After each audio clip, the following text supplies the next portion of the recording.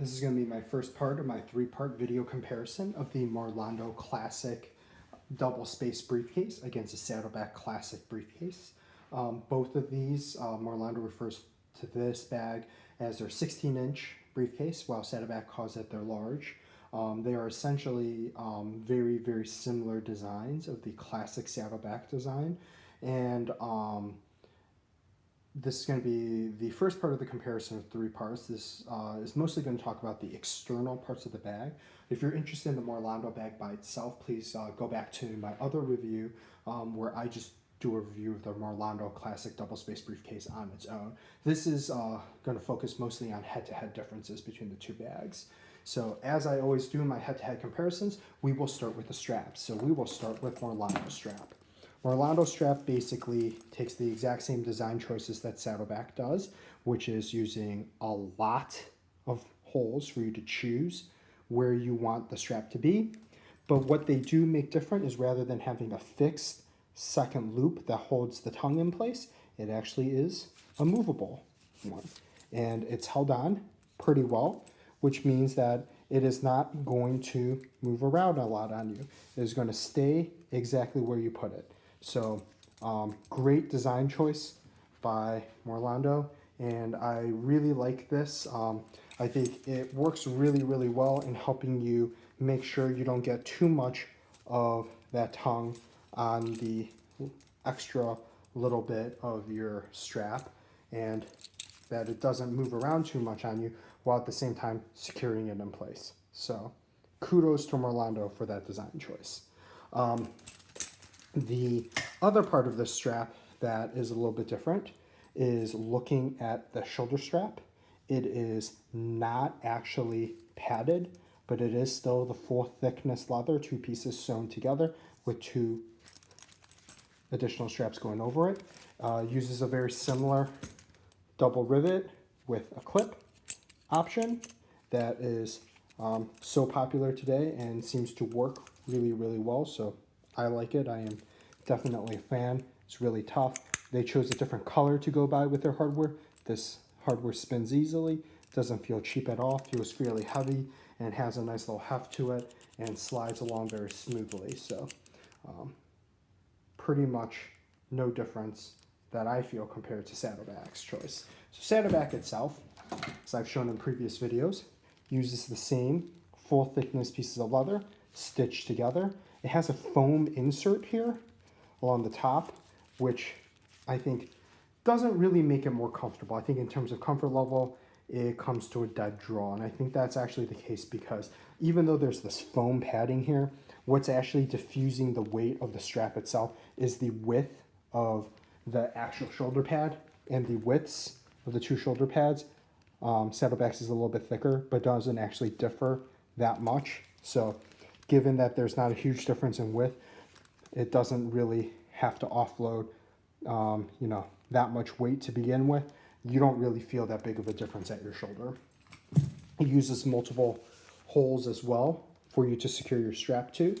However, it has a fixed second piece here that is not movable, which means that if this extra little tongue is too long or too short, it either will not be secured well by the second piece or will not even be able to go in. It uses very similar hardware, except it uses stainless steel. Also very well built, very tough, likely will stand the test of time. Though you will note in my previous videos I do read a letter from Saddleback saying that they chose their hardware specifically to deteriorate slightly faster than typical, so it gives it its worn-in look. Marlondo has not made that design choice, and I honestly like the not wearing down your hardware prematurely choice, given that these bags are made to last a lifetime. It seems kind of counterintuitive to make one that wears down and loses its coating on a faster basis. Along the outside, you see very similar design choices. So for Saddleback, you see the single strap in the middle, as well as the two straps along the outside that could be used as belts. Marlondo uses a similar single strap in the middle, two straps on the outside that could be used as belt options as well. So what you end up with two bags that look very, very similar, however, do differ in slight things. Marlondo has chosen to make a second belt strap here that secures this top piece in place. So what that buys you is this tongue that can pop out on the side sometimes, Saddleback, that you kind of have to push back in every once in a while to make sure it still looks neat. Doesn't happen with the Marlondo. There is no slipping out because it's already held in place. And it's held in place by an innocuous, kind of hidden enough extra strap that unless you're looking for it, you really can't even totally see it, which I absolutely love. Moving on, the handles in the two bag. So the difference in the handles is Saddleback chooses to put PVC piping into their handle, which means that it creates a little bit more heft, a larger diameter. So along your hand, it has kind of a more hefty feel to it.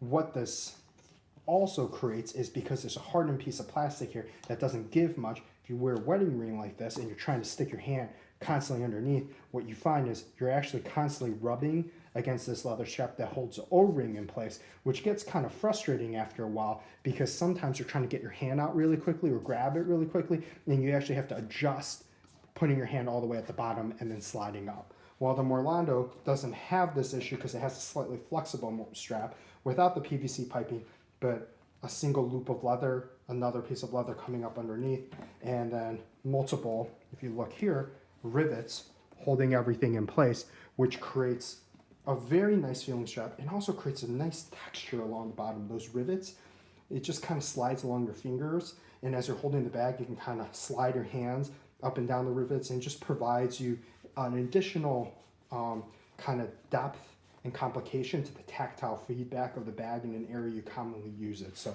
I really enjoy that. Hardware-wise, Marlondo and Marlondo and Saddleback make very similar choices in terms of the type of hardware and where they're going to place it. The coloration choices are a little bit different. So Marlondo chooses to go with a brass color, while Texpo goes with a classic stainless steel look. What you find is also different in the two bags is Saddleback's bag here has very highly mobile little kind of rings here that kind of are made to hit each other and make noise, which is great 90% of the time. But when you need to be quiet, it's nice to have Marlondo's design where these rings kind of stick in place. Wherever you place them, they stick to, and they don't really move around too much on you. And it's the same with this center D-ring. The way the most used center D-ring is strapped into place, it's double riveted here, as well as single rivet out here along a single strap of leather with a very large ring. Saddleback does something similar. They use a single rivet along the outside, a single rivet along the top, and holds this D-ring secure in place. So very similar design. I don't think the second rivet that's placed here by Marlondo really would make this particular area way stronger than whatever Saddleback has chosen using one rivet down here. I don't think it makes that big of a difference, to be honest. It's probably just the way it looks and difference in looks. Marlondo also makes a slightly different design choice as well. Not in every area of the bag, but in many areas of the bag where you find terminations of stitches, what you'll find is also rivets in place. And in areas in which there's going to be high utilization and pulling at stress points, there are rivets. Saddleback minimizes the use of rivets. They still use a lot of rivets, but they certainly don't have rivets in the areas back here. And you will note in my previous review, in this Saddleback bag that I have, one of the stitches started to come loose and started to fray. And it was kind of frustrating because it was at a high stress area right in the corner, actually on the opposite end, but basically right along where these leather pieces meet, in an area where you're going to be pulling in multiple areas, stressing the stitch. And that failed on me slightly. And in Marlondo, that's not going to happen because there's a rivet there. And that rivet's going to make sure that this area stays secure longer than this bag will survive for however long that is. The other small change that Marlondo makes a little bit differently is placing the two D-rings along a higher up position along the back of the bag for what I call backpack mode on this bag. What this buys you is actually very interesting. Having these D-rings along the bottom here The issue with that is if you pull along those D-rings, you can see as I stress it, the bottom lip of this bag wants to pull outward. And this outward pull pushes along the bottom of your back, the small of your back, and it gets kind of uncomfortable after a while. And you don't notice it when you first start using it, but after you use it as a backpack for a while, you start to notice that kind of annoying digging in of your back along this bottom edge.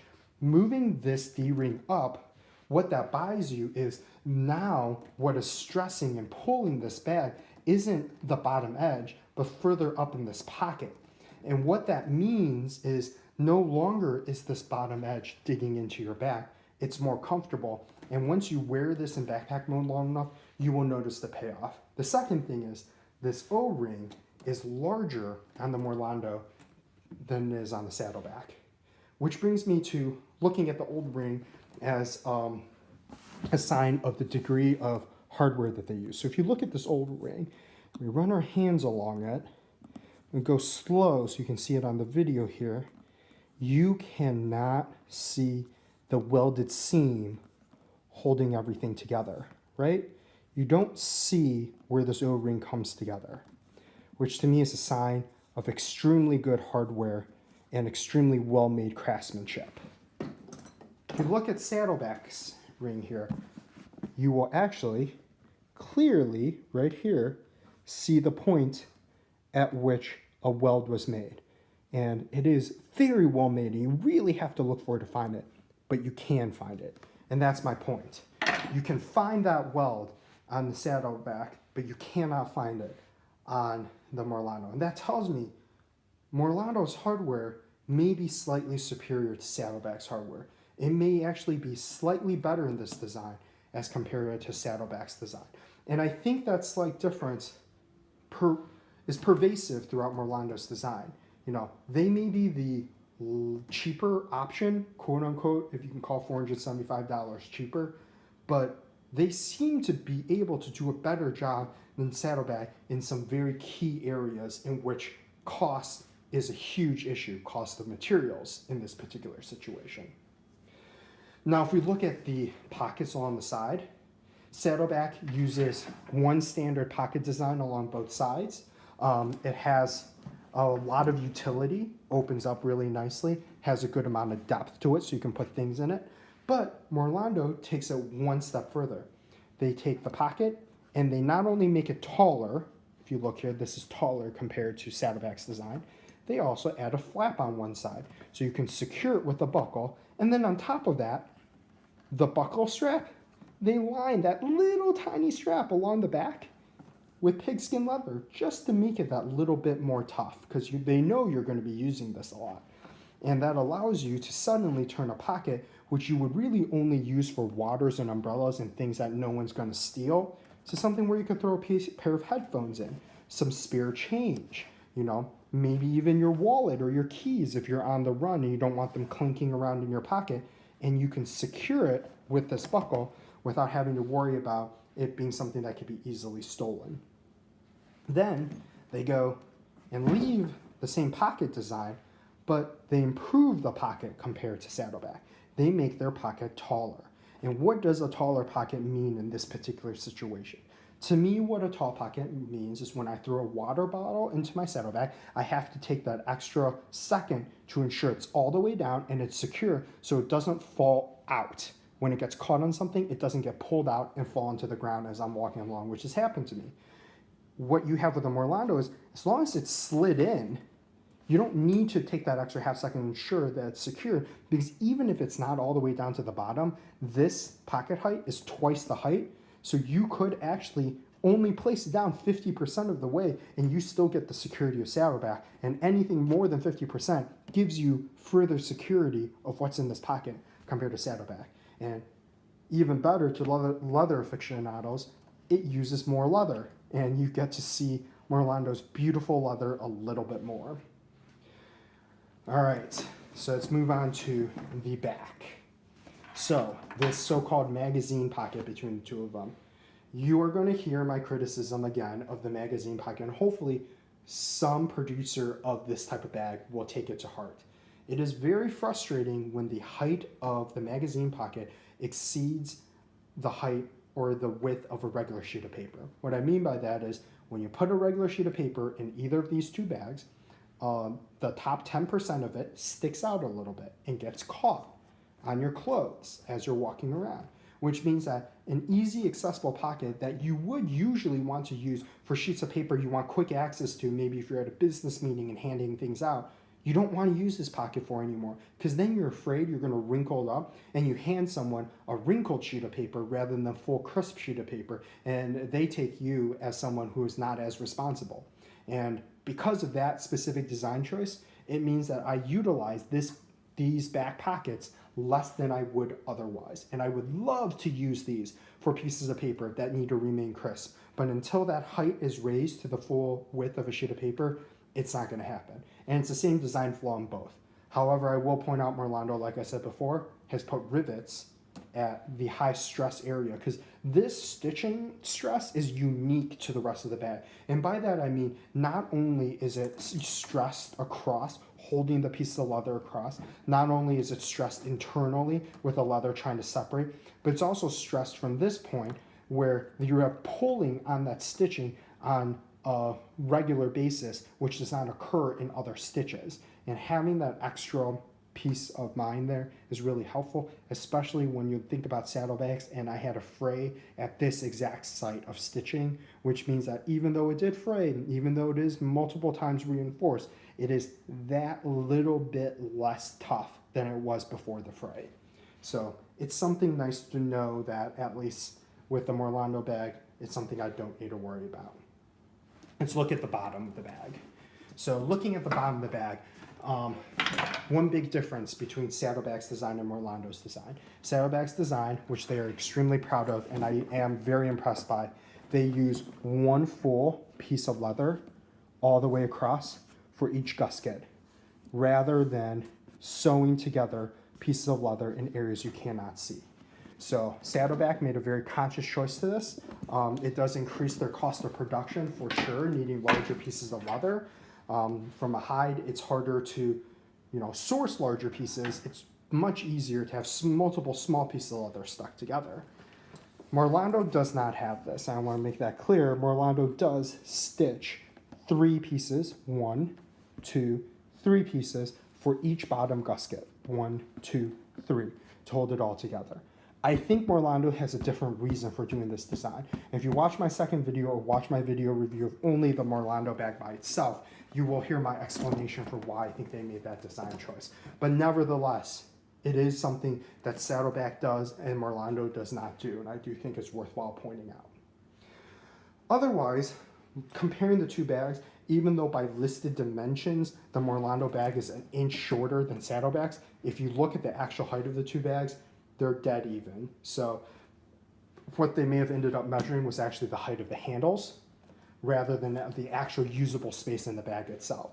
So don't be fooled by the fact that the Marlondo's listed dimensions are 1 inch shorter. I think what they're actually measuring in difference is the top of this handle versus the top of this handle. But in terms of usable space, it's actually the exact same dimensions between the two bags. And it is a very popular bag, so they are dimensions that seem to work incredibly well. So this is my part 1 video of my 3-part video review of the Marlondo Double Space Briefcase, again, Saddleback's classic briefcase. Stay tuned for my next video.